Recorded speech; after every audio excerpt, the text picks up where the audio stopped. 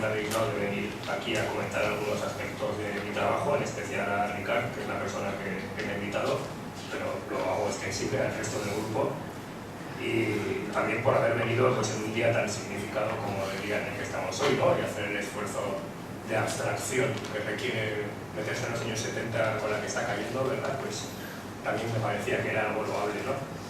Y bueno, pues aparte de agradecido, también quiero decir que me siento muy honrado en realidad, pues porque soy un iniciado o un recién llegado, si queréis, al mundo este de la academia, y me parece pues, que este es un foro privilegiado de debate, ¿no? En el que puedo intercambiar pareceres, que es a lo que he venido, con personas pues, que están con investigaciones en curso o personas que llevan años o incluso décadas pues, trabajando en el mismo tema, en la misma tecnología, ¿no?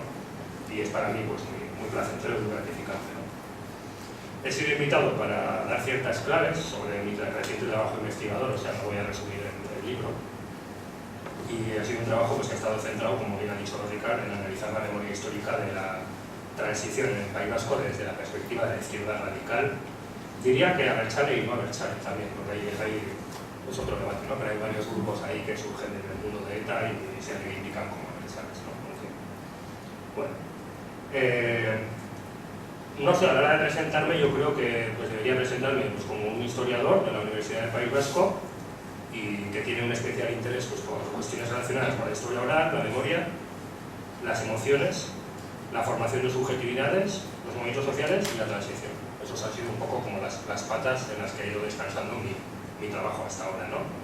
Y la intervención que voy a realizar pues, se va a dividir en dos partes, fundamentalmente. La primera va a estar dedicada a explicar algunos elementos teóricos y metodológicos que han guiado mi investigación, que creo que pueden tener cierto interés para alguna de las personas y creo también que va a permitir entender mejor pues, lo que voy a decir posteriormente.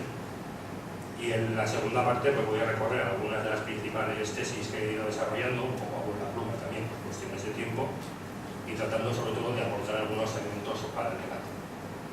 Soy consciente también de que algunas de las cosas que voy a decir pueden sonar un poco anatema para la gente que venga de una historia más ortodoxa, pido disculpas del tema, ¿no? Y que quede claro que lo que importa pues, es el intercambio de ideas y que sea algo enriquecedor para todas, ¿no? En la medida de lo posible, para que no vemos con afán polémico ni nada por el estilo. Y bueno, antes de pasar a desgranar estos dos aspectos que acabo de referir, pues me parece conveniente pues, situar un poco cuáles son los orígenes de mi investigación, ¿no? Que empezó allá por el año 2010. Y se trataba de una época en la que el debate público en torno a la transición distaba mucho, creo, de la variedad de posiciones que tenemos hoy en día al respecto. Acosado de alguna manera por una cierta insatisfacción con un relato más o menos oficial que existía en torno al tema y que me parecía pues, un tanto edulcorado, acrítico y legitimador del status quo vigente, pues me propuse elaborar, sin saber muy bien aún cómo, pues un relato alternativo de la época que de algún modo pues diera cuenta del proceso desde una perspectiva desde abajo, que se centrara sobre todo pues en el mundo de las protestas y de las movilizaciones que existieron en aquellos momentos en el País Vasco. Y otra de mis intenciones así iniciales pues era la de hacer un pequeño pues, reconocimiento o homenaje o como queréis llamarlo pues a ese sector social que me parecía que estaba un tanto invisibilizado dentro de los relatos de la transición, relatos no solo historiográficos, sino también estoy hablando de la arena mediática y política, y bueno, pues con esa idea de hacer un poco un homenaje, ¿no? un pequeño tributo a esa gente, ¿no? Entonces, ya en 2010, yo creo que se notaba algo que se ha ido haciendo más y más evidente a lo largo de estos últimos años, que es que se estaba asistiendo a una lucha por controlar el significado del pasado en el terreno de la memoria. La memoria, al fin y al cabo, más que una facultad humana, también es un terreno en el que se libran distintas luchas de poder por asignar sentido a lo que ha sucedido, ¿no? Y me interesaba acercarme desde ahí, desde ese prisma. Y al mismo tiempo, o al poco de empezar a trabajar, sabía que quería trabajar con entrevistas, aún no tenía tan claro que le iba a dar un peso tan central a las entrevistas, pero sí que me vi como afectado, por decirlo de alguna manera, por una pulsión pesimista que sobrevolaba a las personas que entrevistaba y que me llevó pues, del mundo de los movimientos sociales, que era un poco el inicio de la investigación, al mundo de las emociones y más en concreto al fenómeno del desencanto. O sea, me parecía interesante decir esto porque también pues, bueno, muchas veces nos acercamos como un objeto, ¿no?, a la investigación, y parece que es malo para, pues, dejarse afectar por él. Bueno, tampoco quiero decir que nos tengamos que dejar arrastrar por las pasiones, pero yo partía del hecho de que estaba trabajando con personas, o sea que era un objeto sujeto de investigación, y de algún modo pues esos sujetos de investigación pues me han afectado también, o me han orientado hacia unos aspectos y no hacia otros. En concreto, con el tema del desencanto, pues tengo que reconocer que me parece un término potente, atractivo desde el inicio, y me parece un término que casi desde los inicios del proceso de la transición está presente y adquiere mucha fuerza, ¿no?, hasta el punto de que, por ejemplo, en el año 79 un columnista del País se quejaba de que hasta los ministros de UCD se confesaban desencantados. Claro, es un concepto, insisto, que hace su aparición desde los inicios de la transición, que está muy vinculado a Max Weber, ¿no?, a lo que es la modernidad en sí, sobre lo que me quiero definir un poco posteriormente, pero me parecía necesario que había que problematizar ese concepto, ¿no?, que darle unas vueltas. O sea, por ejemplo, ¿qué es el desencanto? ¿De qué constituye? Porque muchas veces se usa como sinónimo de cosas que no son exactamente lo mismo, ¿no? Desilusión política, desmovilización, todos los des, ¿no?, desapasionamiento. Por otro lado, ¿quiénes son? ¿Quiénes son los desencantados? ¿No? Y por otro lado también, ¿qué significado tiene el desencanto? O sea, ¿de dónde viene? ¿A dónde va? ¿Qué efectos tiene? Pues era un poco pues, problematizar, darle una vuelta, profundizar en torno a qué podía significar eso del desencanto, ¿no? Por tanto, he tratado humildemente en mi estudio pues, de historizar el fenómeno del desencanto, definiéndolo como una emoción específica que, cargada de significado político, hizo su aparición en un momento determinado e incidió en un sector específico de personas, que no es otro que el de los y las militantes de la izquierda radical. Dentro de esa batalla por la memoria, a la que me he referido en los inicios, creo que también el término desencanto forma parte de esa lucha por el significado, ¿no? Y me vais a permitir poner un pequeño ejemplo, una anécdota, pero que creo que tiene que ver con eso, ¿no? Que es que hace un par de semanas, que fue exactamente cuando publiqué el libro, pues estaba en una librería y vi que habían traído las novedades, ¿no? Y vi que había un libro de un Fernando Onega, que probablemente os sonará, es un periodista muy conocido, apologista de la transición, que hacía los discursos mensuales, etc. Y ha sacado un libro que se llama ¿Qué te ha pasado de España de la utopía al desencanto? Bueno, pues yo no creo que vaya a coincidir con Onega en ninguno de mis planteamientos, ¿no? Pero es ver un poco, pues eso, dentro del debate que hay sobre la transición, también es un debate sobre imponer un significado u otro a las palabras, ¿no? Ruptura, desencanto, utopía. Pues, bueno, yo he querido participar de ese debate, de alguna manera. Bueno, comentaba que es algo que creo que tiene que ver con la izquierda radical, y cuando hablo de mi izquierda radical lo hago en un sentido amplio, equiparable con otras terminologías del periodo que utilizó en buena medida de modo intercambiable a lo largo de la tesis. Puede ser extrema izquierda, izquierda rupturista, izquierda revolucionaria o nueva izquierda. Estoy hablando de un conjunto de formaciones de nuevo cuño que surgen en torno a la segunda mitad de los años 60, en su mayoría de carácter obrerista, que guarda posiciones críticas con respecto al modelo soviético, pero también con respecto a la política practicada por el Partido Comunista Español, ¿no? Y centrada en todo el tema de la reconciliación nacional, etc. Descontentos con esa actitud que consideraban moderada y conciliadora, estas nuevas sensibilidades buscaron otros modelos políticos que dieron lugar pues, a formaciones maoístas, trotskistas, consejistas, socialistas revolucionarias, autónomas, asamblearias, etc. ¿no? En el caso vasco, además, una buena parte de estas sensibilidades impregnó con fuerza al mundo de ETA. Y si habría que poner una fecha para hablar de esa penetración de esas sensibilidades, pues sería en torno a 1970 con los juicios de grupos, ¿no? Juicios en los que ya hay algunos, por ejemplo, Mariano India, que se declaran marxistas de un modo fuerte y bueno, pues que empiezan a entrar en el modelo cubano, en otro tipo de modelos que se debaten en el seno de esa organización. Especialmente en el conocido como Frente Obrero, del que surgieron distintas escisiones identificadas con estos nuevos modelos revolucionarios, como pueden ser comunistas en el 69, que dio lugar luego en CNK, el CDR Sexta, ella luego Euskadiko Esquerra, etc. O sea, con esto que quiere decir que es un mundo que, aunque es nacionalista, se ve penetrado por casi todas las sensibilidades del momento de izquierda, si fuera su versión maoísta, o trotskista, o leninista, Bueno, en el estudio que he realizado pues he primado un análisis interpretativo. por lo que las fuentes consultadas han sido fundamentalmente de tipo cualitativo. ¿Cuáles han sido esas fuentes? Pues han sido tanto archivos internos de esas organizaciones estudiadas, literatura gris, o sea, todo lo referente a carteles, pegatinas, panfletos, etc. Prensa, tanto órganos de expresión de los partidos, como pueden ser Sutik, Cerebrín, Gaucha, Lucha, periódicos de este tipo, como prensa periódica, El País, ABC, RIN, Punto y Hora, ERE, MUA, etc. Y la fuente oral. La fuente oral que ha terminado por ocupar un lugar central, como digo, para la investigación. La historia oral es una metodología de investigación que entiendo, junto a otra gente, que es una metodología privilegiada para el análisis histórico de cuestiones tales como la subjetividad, la memoria o la experiencia humanas, así como para estudiar el modo en que las personas representan el tiempo histórico, el paso del tiempo, su experiencia del tiempo, la temporalidad.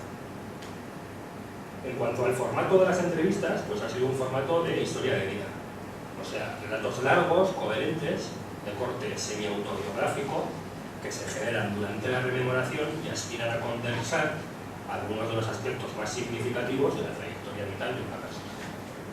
La historia de vida, por tanto, excluye el uso de cuestionarios y prima para el análisis el modo en que la persona asigna significado a su propia vida. En ese sentido, todas las personas son expertas en la historia de su vida, no hace falta que sea una persona de X formación intelectual, porque todo el mundo tiene una visión del mundo, de su vida, de su pasado y de sí misma en el tiempo. La técnica empleada para realizar las entrevistas ha sido la del monólogo guiado, que a diferencia de otras técnicas, como puede ser el caso de las entrevistas semiestructuradas, trata de minimizar la presencia del entrevistador a lo largo de la grabación y favorecer al máximo la escucha. ¿Qué quiere decir esto? Que la mayoría de entrevistas dan inicio con una pregunta abierta del tipo cuéntame cómo te dio por meterte en política, para luego progresivamente pues, ir desapareciendo esa persona que dirige de algún modo la narrativa de la persona, porque la propia persona en sí va tirando por sí sola de su relato, ¿no? En el caso de tener que intervenir, pues se trata normalmente de intervenir con lo que los psicoanalistas llaman preguntas de espejo. Es una pregunta de espejo, la típica de... yo qué sé. Y aquella huelga que hicimos fue muy especial. ¿Ah, sí? ¿Fue muy especial? Pues, darle... ¿no? Vale. En cuanto a la muestra elegida, he querido que fuera lo más representativa posible del amplio abanico de organizaciones y tendencias que existían en ese momento, aunque reconozco que no es exhaustivo, porque hay pues, pequeñas células militantes pues, que no nos encontramos tampoco con esta gente ni lo he buscado realmente, pero he querido que fuera lo más representativo posible, ¿no? Y bueno, pues son decenas las siglas que pueden aparecer a lo largo de la tesis, tanto del mundo de la política como del mundo más sindical, digamos así. Incluyendo también corrientes de pensamiento que no pueden ser claramente identificadas como un partido político o un sindicato, como sería el caso de un autónomo, por ejemplo, organización de clase anticapitalista o otro tipo de tendencias que se citan ahí. Y los criterios pues, han sido más o menos los siguientes: pertenencia a distintas organizaciones, que fueran personas con distintos grados de responsabilidad dentro de las organizaciones, con un mayor número de personas que, digamos, estaban insertas en eso que sería la base, más que la cúpula dirigente. Han sido en su mayoría militantes, nacidos y nacidas, o miembros de una corte generacional encuadrada en los años 40 y 50, que fueran personas de distinta procedencia geográfica también, abarcando las tres provincias de la Comunidad Autónoma Vasca y Navarra. Y también hay un predominio del mundo urbano sobre el rural, que comentaba el compañero antes que estaba haciendo una cosa del mundo rural, pues sí. Mi trabajo es más, o sea, es una izquierda eminentemente urbana, muy vinculada pues, a las fábricas, a lugares que están vinculados al mundo urbano, ¿no? Y quería también que fueran un número similar de hombres y mujeres, partiendo de una hipotética existencia de experiencias diferenciadas en base al género, que he tenido la oportunidad de abordar sobre todo en posteriores investigaciones. Y también se trataba de encontrar personas que abandonaron la militancia a finales de los 70, inicios de los 80, y personas que no lo hicieron. Pues bueno, de modo que fuera un friso pues, más o menos representativo de distintas posiciones, ¿no? Paso ahora a comentar, pues eso sería relativo a la metodología, y paso ahora a comentar alguna cosa teórica, ¿vale? El trabajo le da una centralidad también al concepto de experiencia, que de hecho sale en los dos títulos, tanto el del libro como el de la tesis, ¿no? Es un concepto pues, que tiene unas raíces, ¿verdad? en el marxismo británico, etc., pero que a mí me ha interesado sobre todo desde el punto de vista de la temporalidad. Para Reinhard Koselleck, conocido historiador de los conceptos, filósofo de la historia, la experiencia es un pasado presente cuyos acontecimientos han sido incorporados y pueden ser recordados. Esta definición me vino muy bien porque me parece que sintetiza la mayor parte de elementos que utilizo para el análisis: el tiempo, el cuerpo, la memoria y el relato, permitiendo realizar análisis diferenciados, aunque profundamente relacionados entre sí, de la experiencia de una época. Y voy a explicar un poco pues, algunos de esos aspectos diferenciados del análisis que he utilizado a partir del concepto de experiencia, partiendo del primero de ellos, que sería la experiencia concebida como emoción.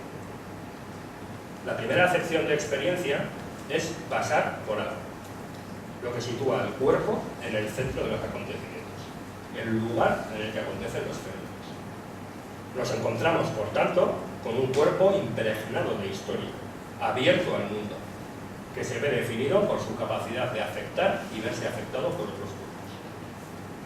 Desde el mundo de los affect studies y así se viene insistiendo en la importancia de las emociones como principales canales de relación y significación del mundo.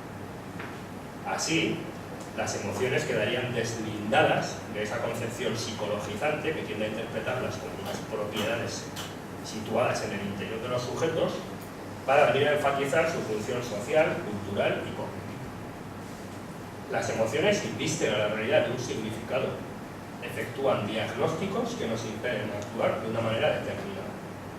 Creo que en el contexto actual catalán, esto que estoy diciendo es bastante evidente.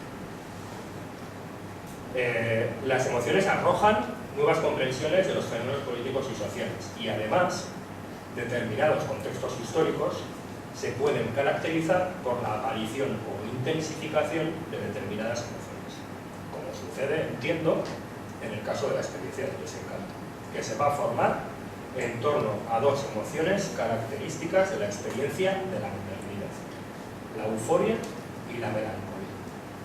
Emociones que en este caso nos permiten acercarnos a una experiencia de modernidad frustrada por el País Vasco.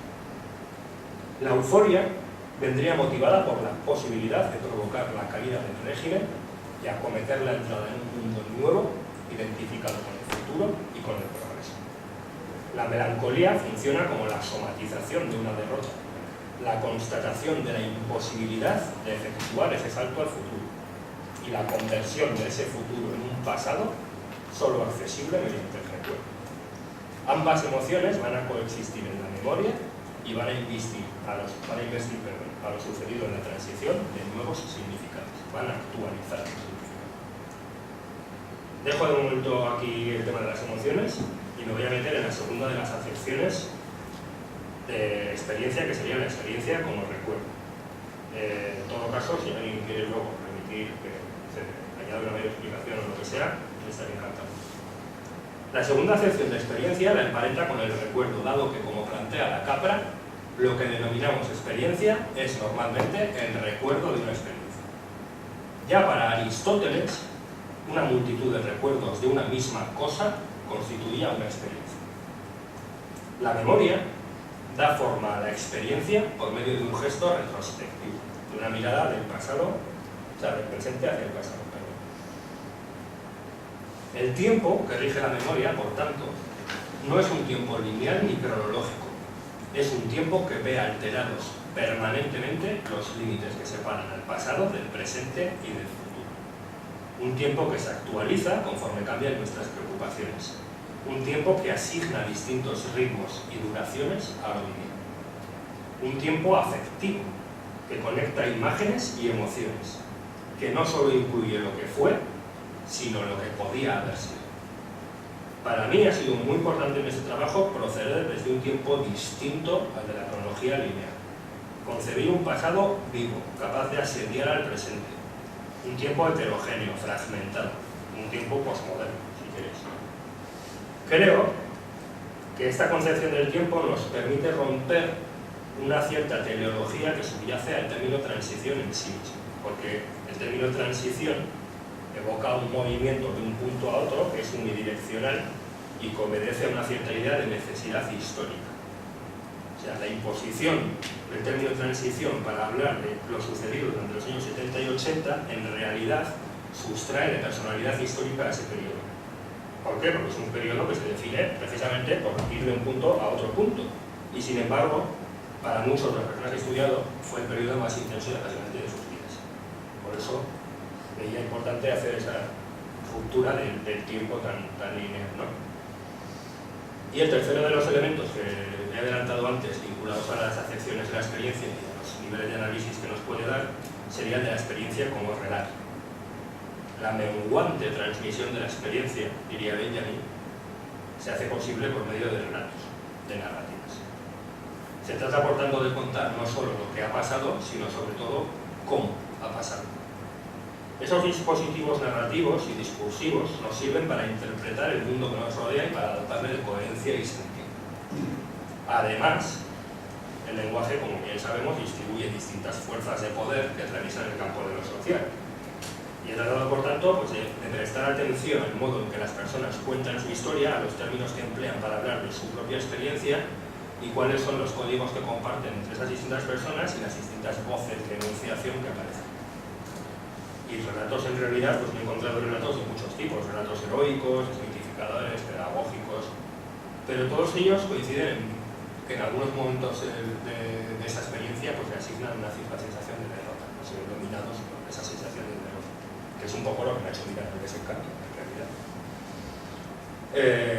De acuerdo con Koselleck, el otro término central para determinar la magnitud del tiempo histórico, junto al de experiencia, es el término expectativa, que entraña la apertura de un horizonte de futuro que presiona sobre el presente con nuevas posibilidades para la existencia.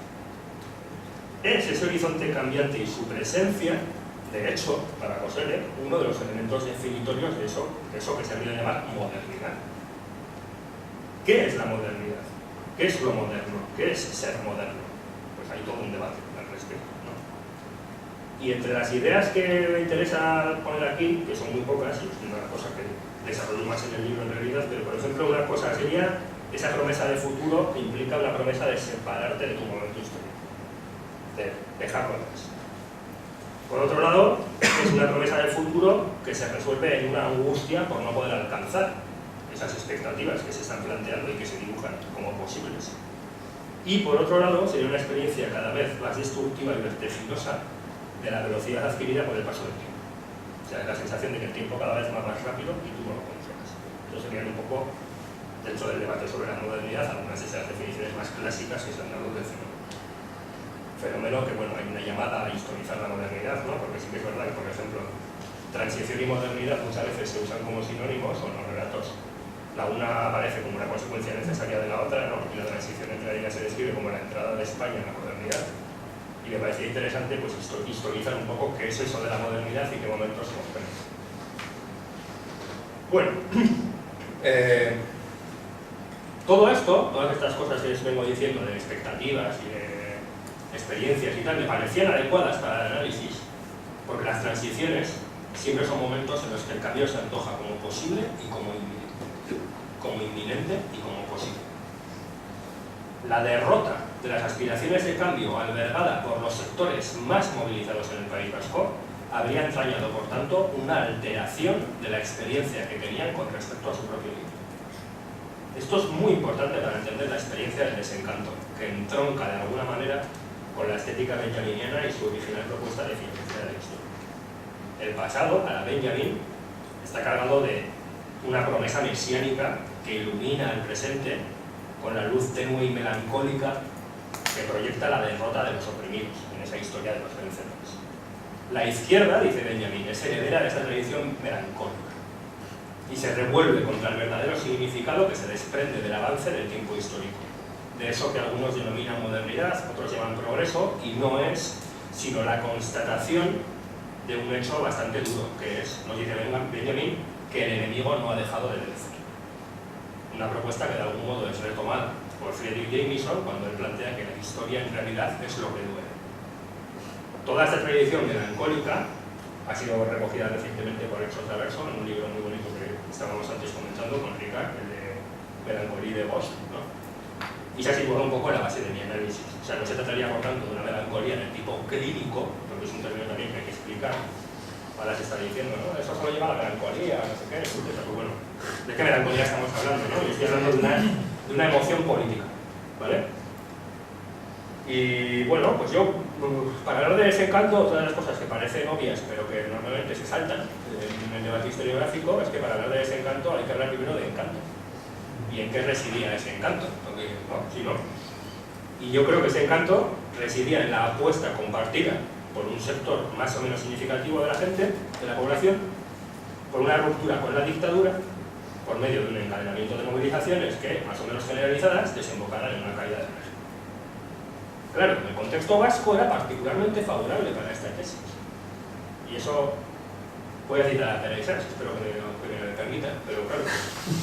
Él mismo ha demostrado bien en el libro, yo creo, de Productores Disciplinados, pues que las provincias vascas, desde finales de los años 60, pues pasan a ocupar los primeros puestos de las provincias más conflictivas del Estado.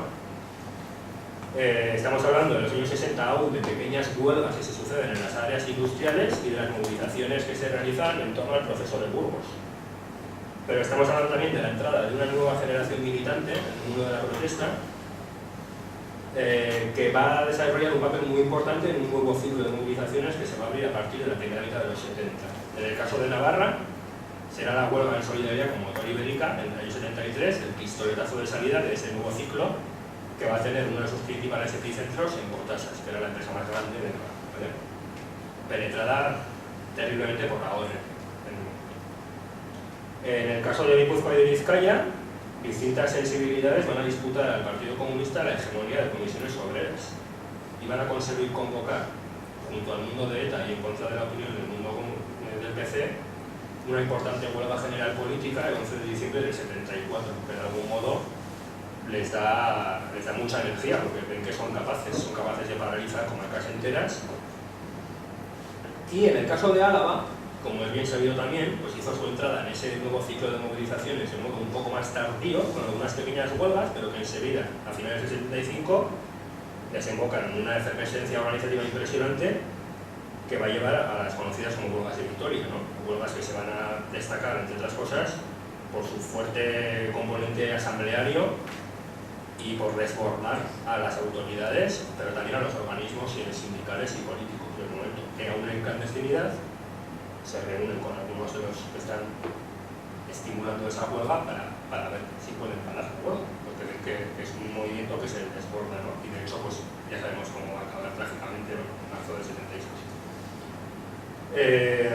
Para entonces, para mediados de los años 70, el territorio vasco era visto, por ejemplo, por la revista Acuerdo Ibérico, que es un referente del antifranquismo del momento, como, y cito, un ejemplo de lucha y resistencia para el resto de territorios del Estado, por exhibir una agresividad digna de las mejores causas de carácter anticapitalista y antiestatal, como percepciones que puede haber de la época. En el interior de estas organizaciones se barajaban distintos modelos revolucionarios ante la posibilidad de convertir la crisis de la dictadura en el preludio incluso a una situación revolucionaria.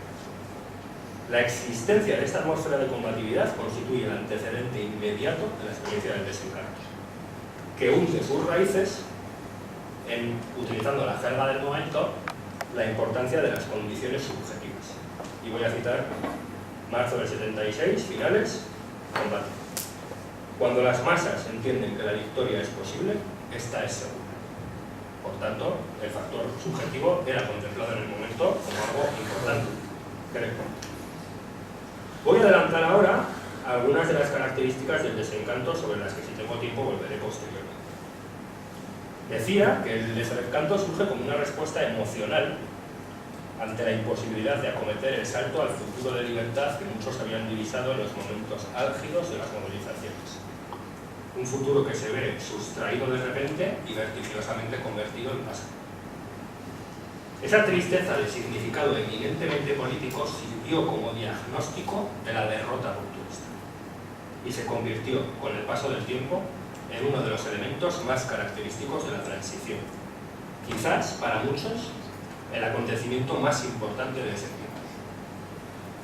El desencanto permite desvelar el lado menos halagüeño de ese proceso político que tuvo lugar tras la muerte del dictador, un proceso que transcurrió de modo distinto, cuando no diametralmente opuesto, al modo en que lo habían imaginado los sectores más movilizados a inicios de los años 70. Considero que esta izquierda radical, que no solo constituye una cultura política en el sentido que le dio, por ejemplo, Consuelo Laíz, sino que además conforma una cultura emocional propia y una comunidad de memoria soterrada que me he propuesto activar con el fin de realizar una transcripción oculta, por usar el término de James Scott, de la transición, que sería la de una transición melancólica, que podría haber sido también el título del libro perfecto. Una mirada en profundidad a la prensa de la época nos permite apreciar la existencia de un fenómeno social cada vez más extendido, que es la extensión de la tristeza entre los y las militantes de la izquierda radical.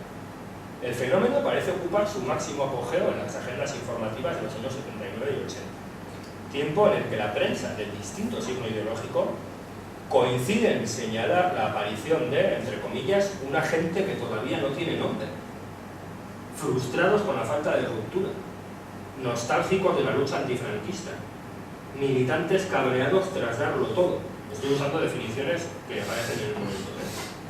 Me parece que este campo semántico y la existencia de esos códigos compartidos son muy indicativos de la extensión del malestar y de la frustración entre las filas de la izquierda radical, de la aparición de nuevas subjetividades, de gestos de desterritorialización, de fractura del espacio de experiencia de esa izquierda revolucionaria que resultan en la clausura de su horizonte de expectativa.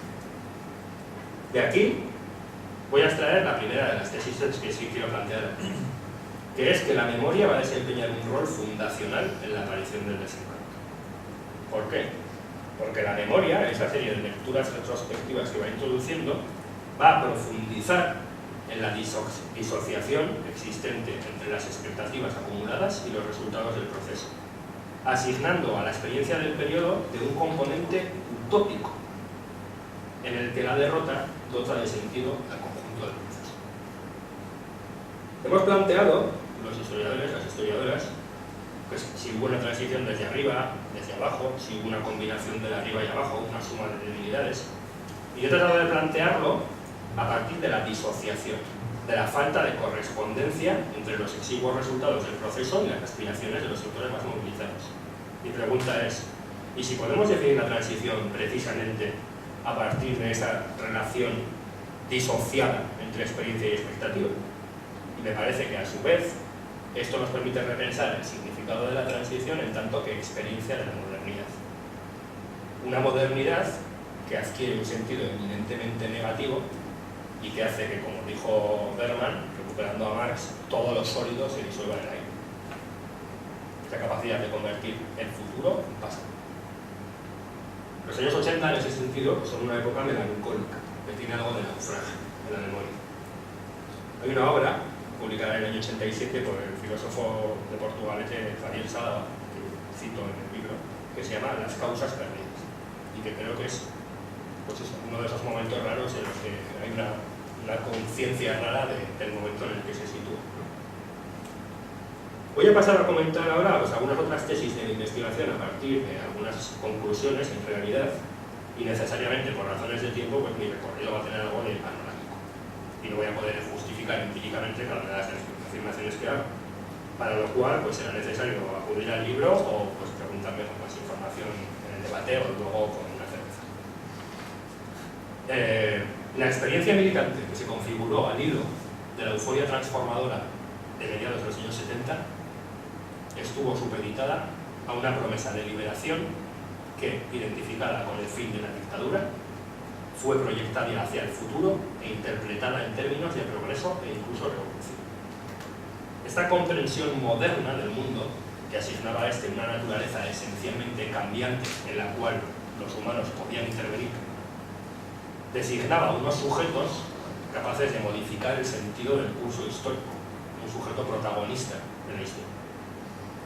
En el caso de la izquierda radical, pues el ideal obrerista, por ejemplo, encarnó durante un tiempo ese anhelo de ruptura que existía con respecto al pasado dictatorial y la necesidad de llevar a cabo una emancipación que se consideraba pendiente, lo que dio lugar a una serie de procesos de proletarización, de gente que se va sumando a mediados de los años 70, que se ve atraída por ese ambiente de radicalidad que hay en el interior de las fábricas y que luego pues, me gustaba plantear pues, para discutir un poco la tesis de la transición como imposición de los valores de las clases medias, etc., ¿no? Que Santos Juliá, por ejemplo, las personas han planteado, ¿no? Y yo pues realmente entrevistando gente, claro, también tiene mucho que ver con las características sociológicas de País Vasco y de Vizcaya, ¿no? En la margen izquierda de Vizcaya había fábricas y había obreros, o sea, no era una entelequia intelectual de 4 estudiantes ahí, no sé qué, no, es que eran obreros de metal, sucios, que olían mal, no sé qué, o sea, pues contaban encima con una tradición que no había conseguido desaparecer de todo dentro del franquismo y había algunos núcleos que habían conseguido pues, persistir, aunque fueran 4 o 5 personas de referencia de la militancia histórica, etcétera, comunista.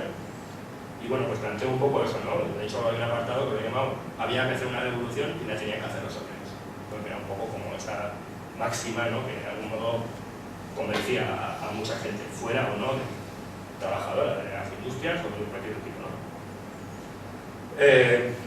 Como decía, explorar los orígenes del desencanto exige atender pues, a esta euforia que se desata a mediados de los años 70 y que se extiende de alguna manera a lo largo del trienio comprendido entre el 74 y el 77. Digo 74 y 77 cuando en el libro digo que el desencanto empieza en el 76, pero en realidad lo que estoy planteando es que los inicios del desencanto coexisten con ciertos remanentes de euforia y es lo que complica mucho más el análisis, ¿no? Como ya reconocía el propio Toussaint, la sensación de liberación experimentada por los manifestantes debe ser tenida en cuenta en los análisis del periodo. Karma Molinero también ha planteado que hubo el momento en el que hubo manifestantes que creyeron sentir a su favor los vientos de la historia. A partir de los testimonios estudiados, entiendo que la fortaleza, el protagonismo, la sensación de agencia histórica, eso que hoy en día se llama empoderamiento, ¿no? Fueron cruciales en la experiencia de ese momento y en la construcción de subjetividades, impregnando el recuerdo de aquellos años con un componente utópico que se ve incrementado con el paso del tiempo. Sentías que estabas dentro de la historia, me decía una entrevistada, ¿no? Entonces te sentías que estabas haciendo historia, me decía otra. O sea, todo esto surge en realidad de una pregunta que me parece pertinente, que es ¿qué sentía la gente corriendo delante de los grises? Que es uno de los recuerdos más compartidos de la transición y más visuales, ¿no? Y pues, ¿qué sentía esa gente? Y dar unas vueltas a eso desde un punto de vista más fenomenológico, ¿no? En el caso del territorio vasco, como decía, las cotas de radicalidad que alcanzaron muchas de esas protestas fueron particularmente elevadas y permitieron alimentar las esperanzas en algunos sectores durante más tiempo que en otros lugares del Estado, dando lugar a una enconada oposición del sistema político que fue fraguándose a lo largo de la transición y que explica en parte la especificidad de la temporalidad vasca. Voy a citar un par de testimonios, por ejemplo. Esto no acaba en el 77, dura unos años más, pero luego se desvanece. Otro me decía, por ejemplo, no solo no se ha conseguido todo lo que se esperaba en los años 80, sino que además se empieza a retroceder. Por ejemplo, Gorka Zagola, un portavoz de Euskadiko Esquerra, partidario de la vía de la reforma ya en aquella época, él, no el conjunto de su partido, le planteaba a la altura de 1982 que era evidente que todavía hay mucha gente partidaria de la ruptura. La segunda tesis que quiero comentar es que el fenómeno del desencanto no obedece a una cronología concreta, sino que funcionó más bien a partir de una serie de ráfagas o oleadas melancólicas que se fueron encadenando a partir de la segunda mitad del año 76 como consecuencia de una sensación de detención del movimiento en la calle. Sensación que, en palabras de un entrevistado, nos hizo sentir que teníamos en contra los vientos de la historia. O sea, la gente era a favor de la historia, pues ahora los están sintiendo en contra, ¿no? Claro, esto había que complicarlo un poco, ¿no? Porque, por ejemplo, en septiembre del 76, con motivo de una nota que envía un militante a su organización, tras asistir a unas movilizaciones muy importantes tras la muerte de un manifestante en una manifestación antirrepresiva en Onda Libia, Zavala, él mandó una notita muy escueta a la organización, pero en la que decía: he podido sentir algo de lo que sentía en Vitoria, refiriéndose a las huelgas de Vitoria de comienzos de ese año. Por lo que entiendo, que ese algo de lo que se sentía en Vitoria, que era esa euforia, algo quedaba aún. Pero sin embargo, en diciembre del 76 me encontraba, por ejemplo, con una nota de unos trabajadores de Tarabusi, que era una empresa, bueno, a ver, ¿cómo lo digo esto? A lo largo del 76, especialmente, concretamente a raíz de la muerte esa que os he comentado, en septiembre del 76 se crea la Coordinadora de Fábricas de Vizcaya, ¿vale? Que es un organismo pues, de tipo asambleario en el cual participan muchas fábricas. Este organismo se va a desinflar en 3-4 meses y había algunas empresas como Tarabusi, que es la de los entrevistados estos, que estaban pidiendo apoyo de otras fuerzas a su lucha laboral que no conseguían, ¿no? Y coincidiendo con la huelga que se proyecta en diciembre del 76, me encuentro una nota en la que dicen: ha sido un paro de lo más triste. Es la palabra que utilizan, triste. A uno le da que pensar, ¿vale? ¿Por qué le parece triste? Y dicen: no se ha conseguido dominar la calle. Por tanto, eso, ligándolo un poco pues a esto de la calle es mía, de tal, ¿no? Es que la calle, en realidad, el proceso de la transición y sus inicios, yo creo que la calle es el escenario privilegiado en el que se está dando ese proceso. Que lo han planteado también otros historiadores, que no es una cosa original, y muchísimo menos, ¿no? Y la pérdida de iniciativa de la calle va a motivar en parte pues, la aparición del desencanto que me refería antes, ¿no? Aunque he dicho que el fenómeno no se puede restringir a una cronología cerrada, porque creo que no se puede restringir, tiene que comprender distintos momentos, sí que creo que se pueden rescatar una especie de hitos en la memoria de esas personas, pues para ir detectando cuáles son los momentos de intensificación o intensidad del desencanto, ¿no? Por ejemplo, legalizaciones de partidos y sindicatos, sucesivas derrotas electorales de la izquierda radical, las expulsiones en el seno de comisiones obreras por las polémicas abiertas a raíz de los pactos de la Moncloa, los cierres de fábricas y su posterior desmantelamiento, la sensación de derechización del proceso que se produce a partir del segundo gobierno de UCD, incrementada tras la falta de reacción ante el golpe de Estado de TG, falta de reacción, quiero decir, de la izquierda radical. También los primeros años del PSOE, el referéndum de la OTAN, pues no sé, son solo algunos de los episodios que parecen que se repiten con más frecuencia en los relatos que estudian. En tercer lugar, otra cosa que me parecía importante decir es que, lejos de comportar una desmovilización automática, el desencanto actúa en algunos momentos como un factor de radicalización.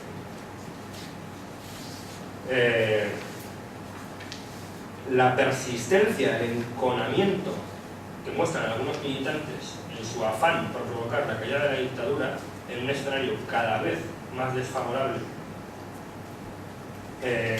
va a motivar pues, una serie de movimientos dentro de esos grupos hacia otros puntos. Existe quien, fueron muchos, optaron por abandonar la política y se fueron a su casa, los hay, eso es duro. Pero existe quien bascula hacia otros grupos, hacia otras sensibilidades. Por ejemplo, hay unos casos en los que el desencanto comporta respuestas progresivamente violentas, que sirven como aglutinante de algunas sensibilidades y grupos. El frente militar sustituye al frente de masas, como vía para hacer la revolución. Y la violencia, como digo, actúa como un catalizador de ese malestar que se dirige hacia el nacionalismo vasco, un nuevo nacionalismo vasco vinculado a ETA, HB todavía no existe, que a diferencia de las formaciones obreristas, que para finales de los años 70 están en franca descomposición, es un nacionalismo que va muy en aumento. Y la fecha sería 1977, Marcha de la Libertad. 250.000 personas reunidas tras las elecciones en las afueras de Pamplona diciendo: esto no va con nosotros, y empujamos el proceso. Y bueno, pues entrevistaba a gente que estuvo en el evento y tal, y realmente pues, lo estaban viviendo como realmente decir: no, no es que se ha votado, pero la fuerza social que hay aquí va a permitir revertir los resultados del proceso. El éxito inicial de la coalición HB, en parte, puede explicarse por la afluencia de militantes desencantados que interpretaron que ese nacionalismo revolucionario se adecuaba a sus pretensiones futuristas. La violencia se alimentó del desencanto, pero también alimentó el desencanto. Fue causa y consecuencia del mismo, ya que la violencia se enquistó en la sociedad vasca, hubo un cierto agotamiento de lo social en esa espiral de acción y represión cada vez más dura establecida entre el Estado y ETA y el Estado, más allá de la fría razón instrumental que está detrás de muchos atentados o del carácter cada vez más indiscriminado de estos, que contribuyeron notoriamente a apartar a muchas personas del mundo de la izquierda radical vasca.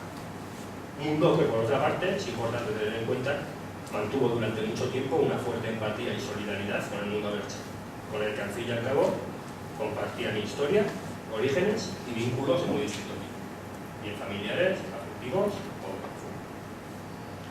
En cuarto lugar, la transición se mostró particularmente devastadora en relación a los y las militantes cuya subjetividad se había vertebrado en función a los ideales obreristas y de clase. Las grandes fábricas y zonas industriales, focos permanentes de agitación y conflictividad a inicios de los años 70, acusaron de modo especialmente gravoso los efectos de esa melancolía política. Tras los intentos fallidos de convocar una huelga general revolucionaria, el movimiento obrero comenzó a dar muestras de debilidad objetiva y acendrada división, que se vieron incrementadas tras la dinámica pactista inaugurada con los pactos de la Comunidad.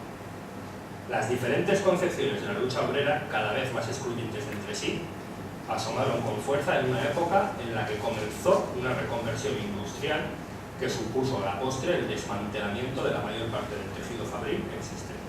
El caso de Vizcaya, en este caso, es paradigmático y se estudia internacionalmente como uno de los ejemplos de desindustrialización más vertiginosos realizados. Se compara con Glasgow, por ejemplo, u otras ciudades, Sheffield, por ejemplo. El resultado final de la reconversión no solo fue una erosión del movimiento obrero, sino la desaparición práctica de la mayoría de sus referentes materiales, la fábrica, el barrio obrero, patente en la transformación urbana experimentada por esas zonas antaño altamente industrializadas. De hecho, actualmente estoy trabajando ahora una cosa en torno al poder evocador de las ruinas industriales y a la relación que tiene el tiempo y el espacio en la memoria, vinculándose a esas ruinas, a los objetos y sobre todo a la chatarra, ¿no? Como de algún modo las fábricas de los grandes altos hornos símbolos de la modernidad, por antonomasia, quedan reducidas a chatarra que no se considera ni patrimonio y que es fruto de este expolio, ¿no? Es un poco, bueno, desde las premisas del giro ontológico que sonará, nuevo materialismo y todo esto, pues estoy dando unas vueltas a eso de la chatarra, subjetividades chatarra o algo así, no sé muy bien cómo llamarlo aún, ¿no? Es como una decadencia, una descomposición que tiene una materialidad también, ¿no? Un poco por ahí. En quinto lugar, ya voy cerrando, no os preocupéis, que quedan 3 lugares más.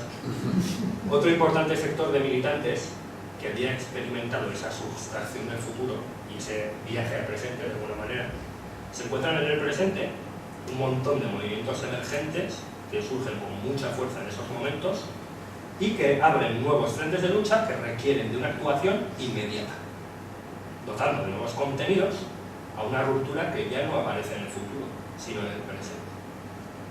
La urgencia exigida por el movimiento antinuclear, feminista y de objeción de conciencia primero, antimilitarista muy poco después, sirvió de estímulo para la acción política y amortiguó notablemente los efectos del desencanto. Movimientos cuyas fronteras eran muy porosas, muy relacionados entre sí y con las formaciones de izquierda radical, que hicieron gala de una gran capacidad de movilización y de convocatoria, en una serie de simbiosis no exentas de importantes conflictos, como pudo ser, por ejemplo, los debates en torno a la doble militancia en el mundo del feminismo, las distintas consideraciones que provocó la irrupción de ETA en el conflicto de Lemonis, etc. Estas sensibilidades, además, van a dotar de nuevas herramientas y emociones que permiten reinterpretar la experiencia militante previa. El territorio en el que mejor se observa esto es el feminismo, en el que vamos a ver una serie de mujeres que redefinen su identidad militante en parámetros nuevos. Militantes de izquierda radical que evalúan su experiencia desde los significados sugeridos por su recién adquirida identidad feminista. Por contra, he observado una cierta desvalorización de la experiencia en mujeres que no hicieron ese tránsito de la izquierda radical al feminismo, que se resume muy bien, creo, en una frase de una entrevistada que me decía: toda la vida luchando para esto, yo he sido una luchadora de primera y ahora ya me ves, todo el día metida en casa y vengo a hacer pasteles. Es un poco pues, una contraposición, ¿no?, entre una figura previa de mujer militante, nada dócil y tal, y el ama de casa, de su espacio doméstico, tal, ¿no? Me parecía interesante pues, hacer esa valoración, ¿no? Mientras que en los hombres se observa mucho la salida heroica. Eso es interesante. Yo dejé la política y me dediqué a subir montañas. Así. Me salió un montón, pues me dedicaron a subir montañas. Algunos de ellos súper conocidos, ¿eh? Bueno, el programa del filo de lo imposible fue creado por uno de ellos, como algunos sabréis. En sexto lugar, el desencanto configuró en algunos sectores de militantes una disposición emocional que se mostró particularmente proclive a la interpelación de los discursos contraculturales, que adquirieron un significado muy específico tras la volatilización de las aspiraciones revolucionarias.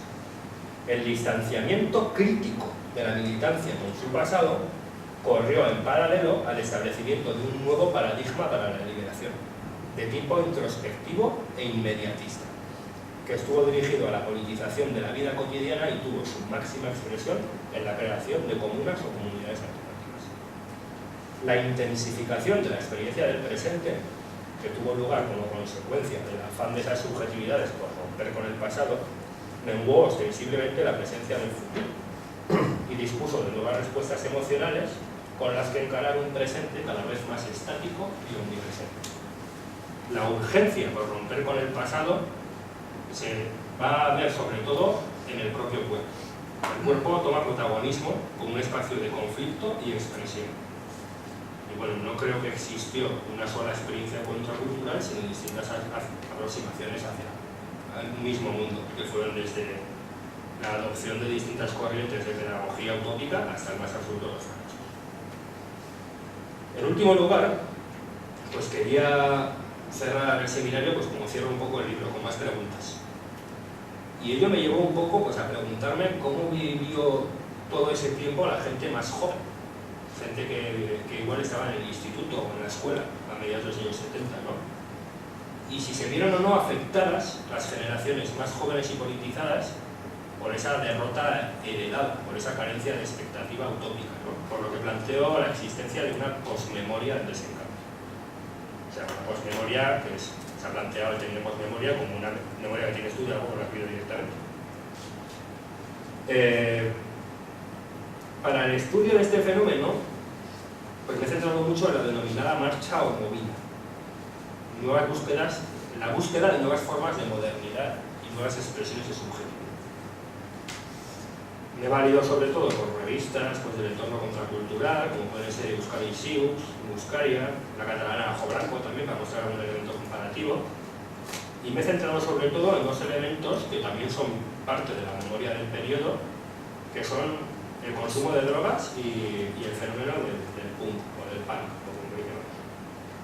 En este último caso, en el caso del punk, nos vamos a encontrar con la creación de un campo semántico desde finales de los años 70 en torno a una serie de figuras que en buena medida son intercambiables, que son el pasota, el kinky, el punky y el yonki. Figuras que ha habido gente que ya las ha estudiado un poco por encima, Carbona, Labrador, un poco más también, y son unos nuevos arquetipos masculinos que interpreto que surgen como sustitutorios de ese ideal militante en descomposición, y ese motivo que sean tan masculinos también y permite plantear que en el caso de las mujeres jóvenes quizás el feminismo, los nuevos feminismos pues pudieron servir de referentes para de nuevos marcos de acción política, ¿no? Son una serie de cuerpos abyectos, el de pasota, el kinky, el punky y el yonki, que van a encarnar la derrota y que interpreto desde una fenomenología del desencanto como epifenómenos del mismo. Me explico. Por ejemplo, con respecto al consumo de drogas. El consumo de drogas, sobre todo en los ambientes politizados, que es lo que cuando he trabajado yo, pues tenía un significado claramente subversivo y transgresor a finales de los años 70. En el consumo y sobre todo en la muestra de desinhibición en el consumo. De hecho, esas nuevas subjetividades un tanto exhibicionistas que surgen en esta nueva vida nocturna, ¿no? Conocida como la marcha o la movida. Claro, me dio por mirar, ¿no? Pues quiénes son las primeras personas que hacen actividades por legalización de las drogas o por cosas así. Y te llevas sorpresas. Te llevas sorpresas que, por ejemplo, las primeras personas que sacan pegatinas con la hoja de marihuana es la NCR. Las primeras personas que convocan guardias, que convocan manifestaciones con el grito de Canuto Askatu es la joven Guardia Roja.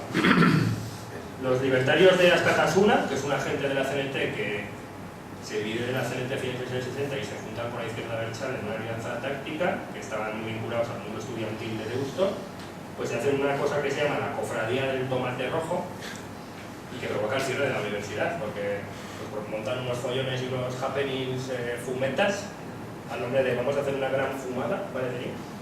Año 78, 79, Y dices, joder, pues, ¿qué está pasando aquí, no? ¿Qué es ese espacio que se está configurando ahí en torno al uso de drogas, no? Y realmente va a ser, pues eso, una especie de desinhibición, una especie de manejo del tiempo, porque la experiencia de las drogas está muy vinculada a la experiencia del tiempo y su distorsión, ¿no? Y que va a experimentar un cambio muy notable con la entrada de la heroína en el año 79, es cuando entra y se populariza un poco, porque hasta entonces existía, pero pues eso, en algunos grupos de bohemios y tal, ¿no? De clase alta. Claro, con el tema de la heroína, pues os sonará, y si no os lo digo yo, ha habido mucha controversia en el País Vasco, pues que si la mentía la policía, que si no sé qué. Y yo la verdad que no me ha interesado participar en ese debate, que creo que además es un falso debate, porque en ningún momento aparecen yonkis hablando, o usuarios de heroína. O sea, ¿dónde está la agencia de esas personas? ¿Por qué consumen? ¿No? Porque incluso dando por bueno, algunas cosas que se han planteado y que tienen cierta lógica, como que por ejemplo con el tráfico de heroína se financiaron tramas negras, vergal o cosas así, pero nadie dice por qué se droga esa gente. O sea, ¿dónde está su agencia? ¿No?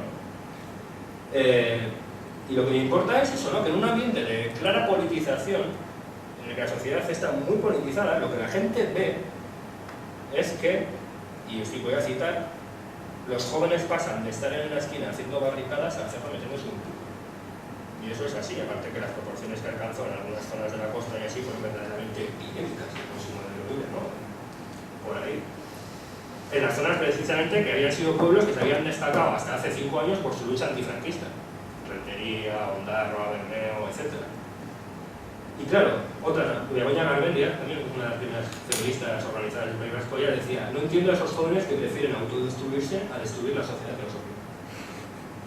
Y esa es, yo creo que hay que verlo en esos terrenos, el debate sobre el consumo de heroína, ¿no? O sea, ¿cuál es el significado político que le va a asignar la gente? Más allá del significado que tenga la heroína, farmacológicamente hablando, ¿no? O sea, desde ese punto de vista más culturalista, ¿no? Y yo planteo que la subjetividad yonki, por llamarlo de alguna manera, aparece como una nueva forma de agencia entre esos sectores juveniles en los que está incidiendo el desencanto, ¿no? También una pequeña carta a prensa que mandó un Juventud del Ano, ¿no? Y decía, ya no somos esa juventud que entraba ilusionada hace 8 años a las fábricas. Ahora nos llevan a la cárcel por utilizar las drogas que nos proporcionan. Estamos asistiendo a unos cambios también en la propia idea del sujeto-juventud.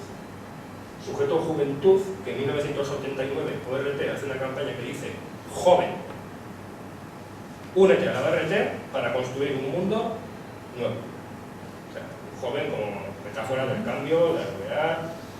Ese mismo año, en la revista Punto y Hora, que es una revista bastante ortodoxa, no precisamente contracultural, tenemos textos que están diciendo, soy un joven de la margen izquierda, veo obreros y siento asco. Y a mí lo que me mola es los tirados esos que están ahí fumando droga, porque al menos controlan su propio tiempo.